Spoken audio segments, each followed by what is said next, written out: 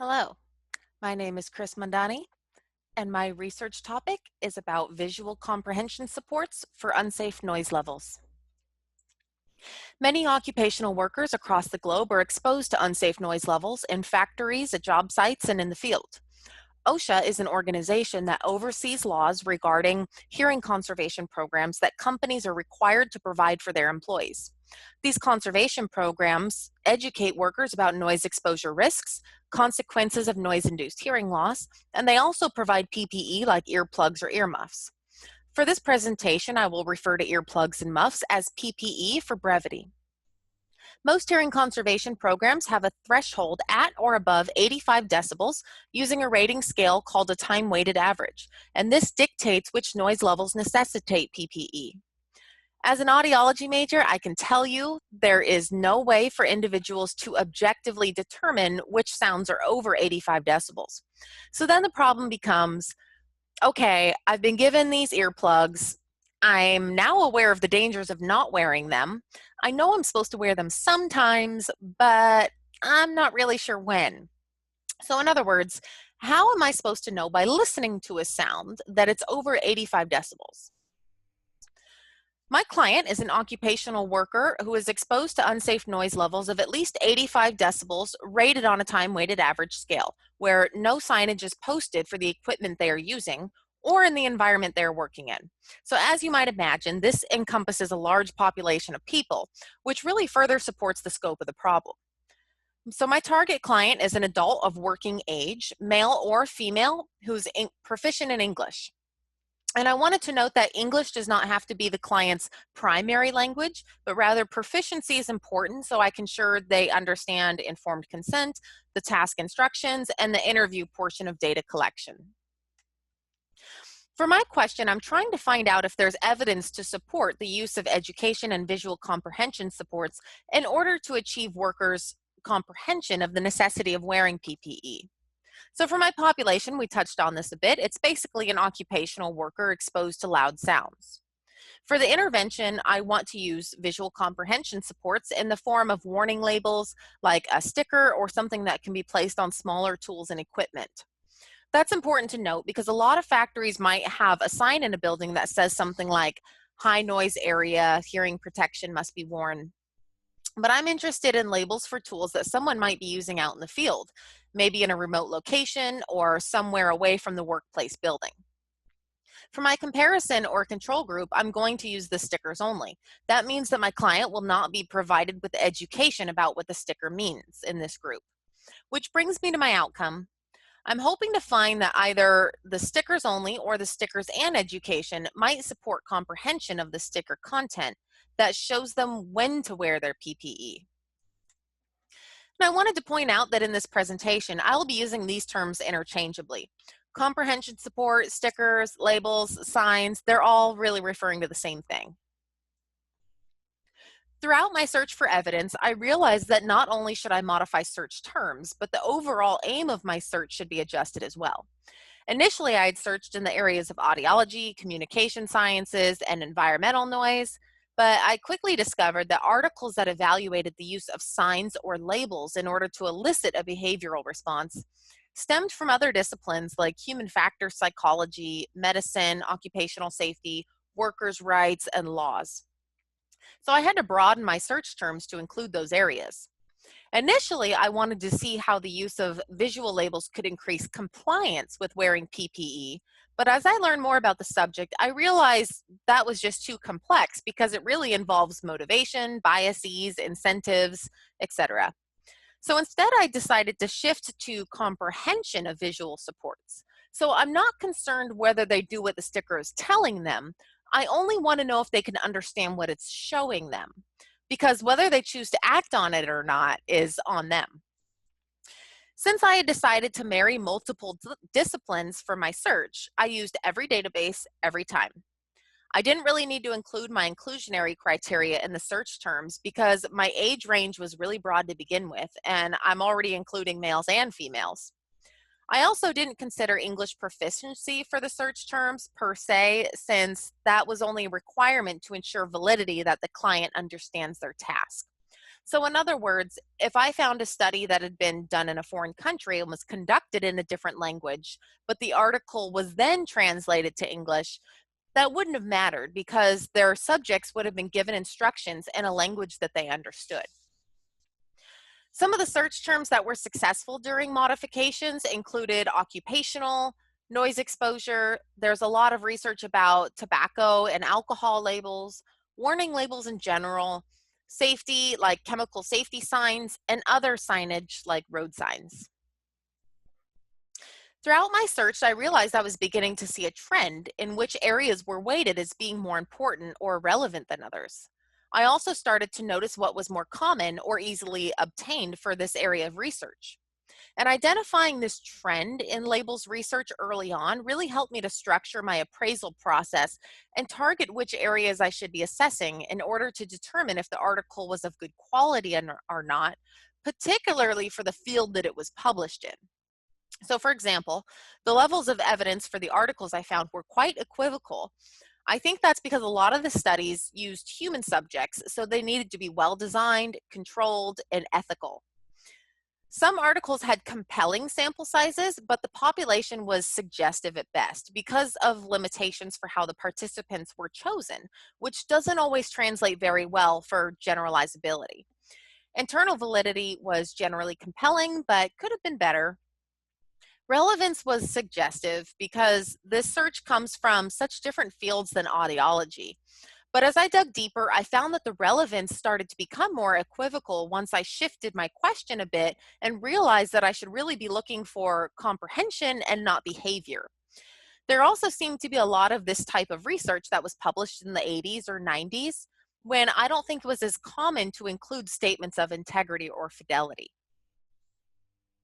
So I selected 3 articles to appraise for my cat white paper. The first one I selected because it was designed in a way that seemed really feasible for designing my own research project. Although it dates back to 1993, its relevance for my particular design was equivocal, so it was a good choice for appraisal. What I liked about it was that they designed it to assess their subject's level of understanding of the label. So they weren't necessarily looking for compliance, but rather components that might influence behavior. This study falls under a level 3 rating because it was a well-designed experimental controlled trial, but there was no randomization. The goal was to analyze patterns and processes like information recall through systematic sampling. In the study, they placed labels on high school football players' helmets that warned them about the dangers of impact and concussion. The researchers assessed the players' recall and comprehension at 3 different times throughout the playing season. The results were compelling overall. Some groups did better than others, and one group that included priming was shown to be effective. This is one reason why I decided to use an educational component in my study.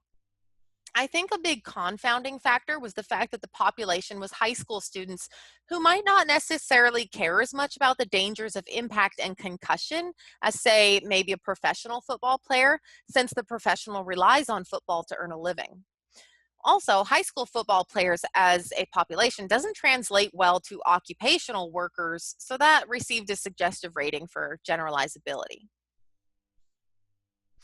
I've also selected 2 of my strongest research articles to appraise, and I was lucky enough to find 2 meta-analyses, one from 2015 and one from 2004.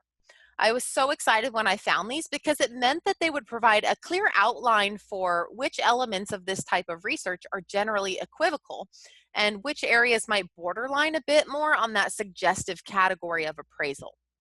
I knew these articles would also provide me with an overall picture of how this particular type of research is analyzed.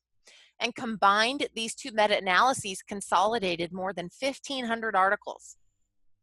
Similar to the football study, they also assessed participants' cognitive processes involving labels rather than behavioral outcomes as a result of labels. Since these are meta-analyses, they are the highest level of evidence with an equivocal rating of 1. The design and procedure was to consolidate data into categories like reading and comprehension of the information of the labels, judgments about what the information conveys, attention, and consumers' recall of label information. And those categories were all right up my alley. These meta-analyses were also selected for this presentation because they represent my PICO the best, since the studies focused on the general consumer and my population of workers encompasses a wide range of population that's very similar to the general consumer.